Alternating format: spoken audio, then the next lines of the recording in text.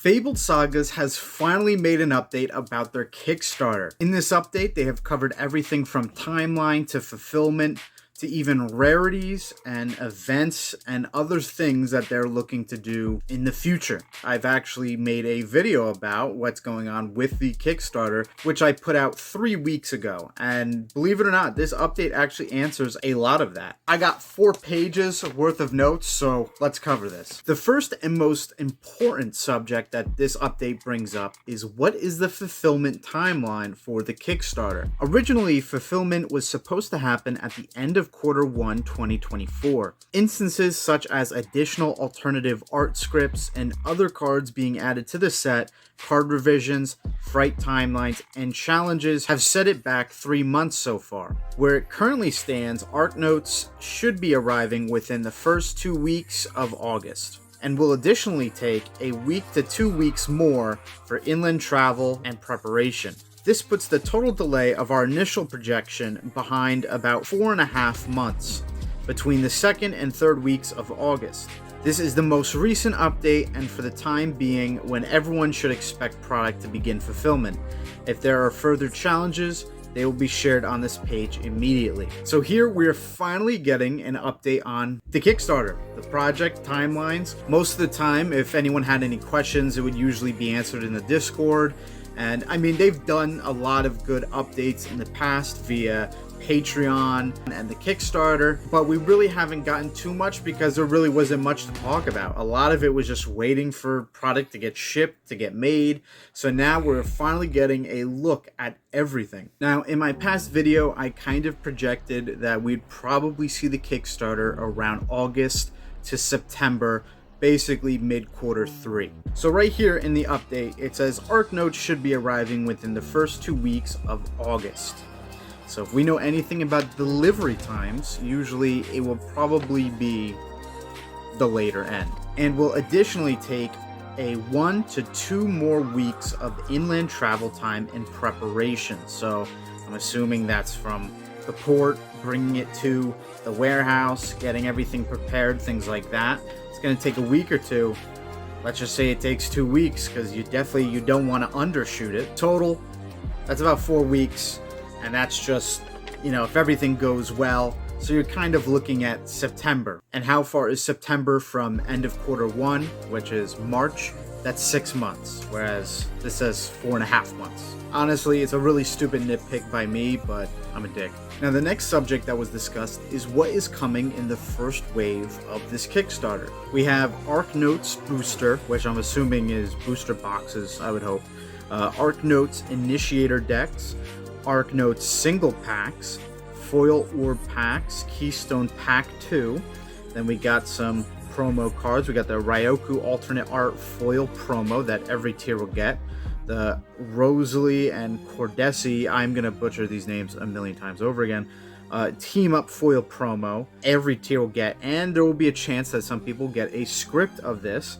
We got the Vagabond's Colored Foil promo that every tier will get. Notes of the, I don't even know, foil promo. If you had the Arc Notes Archive, which I don't remember what that was. That could have been the book, maybe. We have the Celeste Binding Illuminance Lore Foil promo if you had a playmat.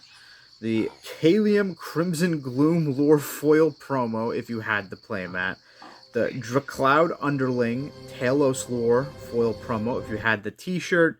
The Jace Unyielding Blade Lore Foil promo with every tier.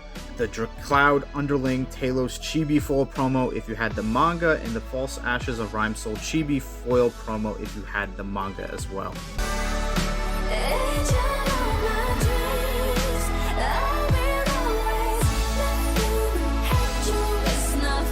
The things we will not be receiving in this first wave of the Kickstarter are going to be the Arc Notes Archive. Again, I kind of forget what that is. I think that might be the book. The manga, the playmats, the sleeves, the sketch cards, and apparel. Now, honestly, I am pretty stoked about this. Everyone was kind of expecting it was going to be 2 shipments. They said it was going to be 2 different shipments, deliveries. But this one I really actually like because we're getting all the cards, all the products that have cards in the hands of the players, the people, the collectors. all that. So everyone's gonna have their cards. It's more so the products that you're not gonna be really doing too much with. You know, the manga, you'll read that, yeah, but that can come later. That's not like, I don't think anyone's really like, I gotta fucking get this manga now. You know, playmats, of course, you do want a playmat to play, but I feel like people can probably hold off without that for a little bit. Sleeves, same thing. They're just sleeves with cool designs. That can kind of hold off. Sketch cards, I'm pretty sure only like 1 or 2 people that spent like $1 trillion get a sketch card, so not a big deal unless you're one of those people. And then apparel, clothing, you know, shirts, hats, not too big a deal. So I'm actually really happy that that is the case, that everyone's going to be getting their cards, their packs, their booster boxes, just everything in this first wave. I really think that's a good move by Fabled Sagas, and I applaud them for that. Getting the product in the people's hands, that's definitely number one. Now, the next thing that was covered is what has changed in the Kickstarter. This basically just went over exactly what got changed. Team-up packs changed from only a potential 5-card set into Keystone 2, which now features silver preludes, gold serialized preludes, gold alternate art scripts, rainbow serialized alternate art scripts, all 5 foil team-ups, manga rares, and 8 other cards getting foil treatment that didn't get them in the ARC notes. I'm actually kind of excited now for these Keystone 2 packs and cards. Originally, I was kind of but I actually got to see one of these serialized cards, and holy crap, I want a serialized card badly. I will be doing a video because I was lucky enough to get 10 Keystone packs. Fingers crossed we get something good there. Blister packs were canceled, and anyone receiving 24 or more blister packs in their tier would instead get an entire box to replace them. If you had less than 24 blister packs, you'd be receiving loose packs from fresh boxes, properly protected, of course. Everyone will also be receiving an additional ARC Notes packs and Keystone 2 packs to help make up for that change. I do feel a little weird about this. Again, I've talked about it in my last video that they're basically, originally what it was is they were changing the packs to 1 pack. So like all the different designs, you know how like, for instance, like Pokemon with their packs, they'll do 4 different designs or whatever. Fabled Sagas was doing something like that, and then they just canned it, and now they're only doing 1 design. But now we're also seeing, which I might have talked about, I kind of forget, that we're not getting blister packs. So, you know, the 1 pack that has the cardboard sleeve over it, we're unfortunately not getting those. I will be honest, I am kind of upset at this. I think if you got 24 packs and it's being substituted as a booster box, you're pretty much in the clear, because that's pretty nice. That just have another booster box. But I feel kind of weird about just getting loose packs from a booster box. To me, I don't really like it all that much, because I feel like my chances of being able to pull something big from a booster box versus individual packs that are like blister packs are a bit different. I mean, that could just be me being a bitch, but that's just like my thoughts. Like, for instance, right, a lot of card stores, what they will do, and this really doesn't have anything to equate with Fabled Sagas, but you know, if they're selling packs, right, they'll open up a booster box and they'll just sell the packs outright, right? There might be 1 big pull, and then if someone pulls it, the rest of the packs are not really worth anything, really. And then you have some of the game stores and sellers that will actually just open booster boxes until they pull that 1 really special card, and then all the other packs are useless, but the buyer doesn't know that. Now, not saying Fabled Sagas does this, or is gonna do it, but it just gives me that vibe that, like, you know, I'm not really gonna probably pull anything in these loose packs, versus if I actually had sleeved packs. Now, a lot of people might say, well, it really doesn't matter, the statistics are different, but I'm just giving my thoughts. I mean, I've opened up 4 fucking, like, believe this or not, I've opened up 4 Lorcana booster boxes, and the hit rates on Enchanted are like 1 in a case. Like, they're really crazy. And I've opened up tons of blister packs, like with the cardboard seal, and I've actually pulled more Enchanteds out of the blister packs than the booster boxes. I've actually, every video I've done, I've never pulled an Enchanted out of a booster box. So maybe I just got shit luck, but that's just how I feel. I just feel it's gonna kind of suck because I know I didn't get 24 packs. Fabled Sagas is throwing in a couple more packs and, you know, Keystone packs, so it's nice. It's nice they're doing that, and, you know, it's something I will live with. I'm not gonna die on this hill. I'll just be like, oh, thank you for the packs. How do I know what to look for, and what are the rarities in the Arc Notes? Each Arc Notes booster box comes with 24 packs. Every box at minimum will have 2 parables, 6 mystics, and 16 rares. The rarity icons are shown on the bottom center of every card, basically P, M, R, B. Any holo replaces the rare in any given pack. Beyond the above rarities, every box also has chances at alternate art gold scripts, alternate art rainbow serialized scripts out of 10, and the gold ruin stamp secret rare out of 100. Alternate art gold scripts are on average 2 per case. Each case contains 12 booster boxes. I'm pretty mixed on the hit rate. Now, it's on average 2 per case with 12 booster boxes a case, so, you know, 1 out of every 6 booster boxes. That's not too bad. I think with Lorcana, it's maybe 1 out of 4 booster boxes, and Pokemon, it's like 1 out of 2 or 3 for just like an alt art, something like that. Not too bad. 1 out of 6 is still pretty crazy, so I imagine these cards are going to be pretty expensive, but that's still not too bad. I think I only got 3 booster boxes, so I'm probably not going to hit anything good. But if we're just looking at like price wise, I mean, you know, the booster boxes, I believe, if I remember, were like $80 each. So 80 times 6. If you do that math, you're looking at $480 for 6 booster boxes. And that is just at retail. I mean, secondary market has been pretty crazy. We've seen some listings at $200, $300. If thankfully they've gone down, I think, to $150 or so. But then you do the math on that, you know, $150 times 6, it's like $900. So cards could be anywhere from $600 to $1,000. That's pretty crazy. It might not be the case again. I just, that's, you know, if you're doing it by like pull rate, it's still pretty crazy, but that's what the whole part of the chase is, right? So it'll be crazy if whoever pulls that. Another thing they touched on is Keystone 2 packs, and that you can actually redeem some stuff for them. For the first week or two, Keystone 2 will only be available through Patreon redemptions. Once things settle and those are shipped, Keystone 2 may be available in small bundles on the marketplace, similar to how Keystone 1 was. So if you're still needing Keystone 2 packs, there you go. It'll be available in some type of bundle deal on the marketplace. I really don't think this is too bad of an idea, because for me, I'm someone that I don't really play the game, or like if I do, I don't really play in tournaments or things like that. So normally these Keystone packs were supposed to be given as prizes for events, tournaments, things like that.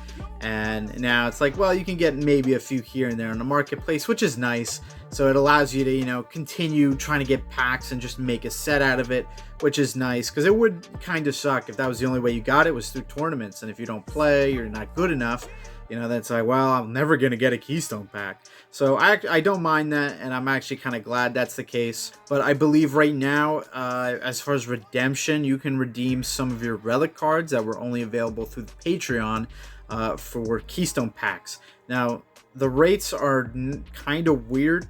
I think it's like you have to redeem 3, or you have to redeem 5, all 5. I forget how many redemption cards there are, but I think for every like 3 you redeem, you get 1 pack. For every 5 you get 2 or 3 packs, and then I think that's it. I don't really remember how many redemption cards there are. I think there's like 6 or 7 maybe. As far as redemption, it's going to be kind of interesting, because supposedly when you redeem your relic cards, they're supposedly going to be stamped and then given back to you, which I didn't know. I actually thought they were just going to keep them or chuck them, you know. But no, they're actually going to stamp them and give them back to you. How they do the stamp, I'm not too sure. It probably, I'd imagine, wouldn't be anything like sealed onto the card. Could just be like one of those like ink stamps, that they put on it or something. It'll be interesting to see what they do. Some people speculated just like a hole puncher into the card. So it'll be kind of interesting. And, with that comes, what is it? Is it worth it? Because to be honest, these relic cards are kind of rare in a sense. I mean, you only got one per Patreon subscription. Whichever one you did, you got one. So, usually those were around like 200, I think, because you had like 125 people that had just the basic, and then 75 people that had like the preludes, or 25 that preludes. So there's really not going to be a lot of them. So then you start stamping them or doing whatever to them. Then when it comes to relic cards that have never been touched before, those are going to be kind of rare. Nothing crazy, but it'll be a way to kind of like weed out the herd in a sense. Now, one of the other good things with redemptions that was covered is, are there any Arc Notes redemptions? Well, there is. They answered yes, quite a few. They will be revealed as soon as fulfillment begins. These include some of the things we spoke on before, like test prints, uncut sheets, etc. Kind of seems like more collectible things in a sense, not really Kickstarter product, which, to be honest, an uncut sheet's pretty cool. Test packs and cards are pretty cool. I wouldn't mind getting those as a collector, so I don't really mind that, but I imagine they'll probably maybe give some product away, maybe, a couple packs here and there for, the relic cards. I don't think they'd give like a booster box. That'd be pretty wild. So what else is planned for the Arc Notes release? Well, they have website scavenger hunts, which I took a part of in one of them. The second one was pretty difficult, so I just stopped. Trivia nights, lore and gameplay, giveaways from us and multiple streamers, webcam, and online tournaments. These will all appear in the news section on the site, and emails will be sent for updates to subscribers. So they will continue doing events and things like that. The scavenger hunts were pretty cool. Scavenger hunts are a fun new way for the community to get together and find clues throughout the website that lead to secret marketplace and unique products. Sometimes it will be free products, sometimes it will be unique cards no one has had the chance to get their hands on. So the first scavenger hunt that they did was really, really cool. I actually was like, oh my god, like I was clicking on photos and I was clicking on like images and I was like, why does it say something like that? Like, it was actually really cool. I really love that idea of the scavenger hunts. But the first prize was you could buy 10 Keystone 2 packs for, I think there was like $5 each, which was pretty cool. So that's how I got mine. I was able to get that easy peasy. The second one was a promo card that not too many people got. I forget how you got it, but believe it or not, I was able to get it. And then the third one, which was the hardest one, was they had a Patreon card, a signature, that was actually an error. It was supposed to be a blue signature, something like that, and it actually came out green in the printing. So they had 10 or so of these cards that had error green sigs, something like that, just different colored sigs, and they gave them out. It was like one of the harder ones, but some people just got them like that. Like I tell you, like this scavenger hunt ended in 20-30 minutes because people were just on point with them. So that was really freaking cool. I'm upset I didn't get it. I was actually looking at the cards first, like the card lists, and in my head I wasn't seeing anything. Like I was holding down on each photo or each card, and nothing really happened. I wasn't thinking too smart to actually click on the card and see the lettering and stuff. So I am so upset with that. And I mean, I wasn't even clicking on the right cards to begin with, so I wouldn't have gotten it right anyways. But I just, damn, to get one of those cards, you lucky bastards. The next subject is for all the players. How can you learn to play the game? How can you play it with other people? For smaller games still growing, finding people locally to play with can sometimes be harder than usual. We've developed a card database and deck builder to help friends play online with each other and others in the community. You can check out the Fabled Sagas Academy search all playable cards, and find people to play with. Once you have a deck built here, you can copy and paste the code directly into TTS to play with the exact deck you've built. Within Discord, you can also select special roles and check for Learn to Play sessions in the Celeste Training Grounds channel in Discord. One of the cool things I will say with Fabled Sagas and why I truly believe in it is that they really pressed hard with the playability. They have their own dedicated playground for their TCG. I've never even really seen that before. It's kind of, well, I've seen it before in Pokemon TCG, where they have their Pokemon online, but it's kind of, in a way, it's like that. They have their own Fabled Sagas online academy thing, and I haven't really checked it out too much, but to me that's pretty cool. And I know a lot of TCGs that have started and don't have a single thing like that, so the fact that they do is really dope and shows that they do care about the game's playability. So that's pretty cool. The last thing in this update is, can you guess it, Sandy Shores. What is going to happen to it, and how long is the delay? On Sandy Shores is seeing some revisions due to gameplay challenges and will be delayed at least until Arknotes is fulfilled. While the entire art of the set is completed, including new additional chases we've decided to add, which spice up the set even more while waiting for the final revisions. Beyond the alternate art gold scripts, we also have alternate art rainbow scripts serialized out of 10, and this secret rare out of 50. I'm really curious to see what these secret rares are. On Sandy Shore will now feature brand new sketch rares and manga rares. Because of this delay, anyone that pre-ordered on Sandy Shores will be receiving free bonus packs upon delivery. Again, with these free packs that they're giving with the Kickstarter and Sandy Shores, we don't really have a number, or we don't really know how many packs that we're gonna get, but any free packs are good packs, right? This is probably the best thing that they could have done, is just delay it until Arknotes come out.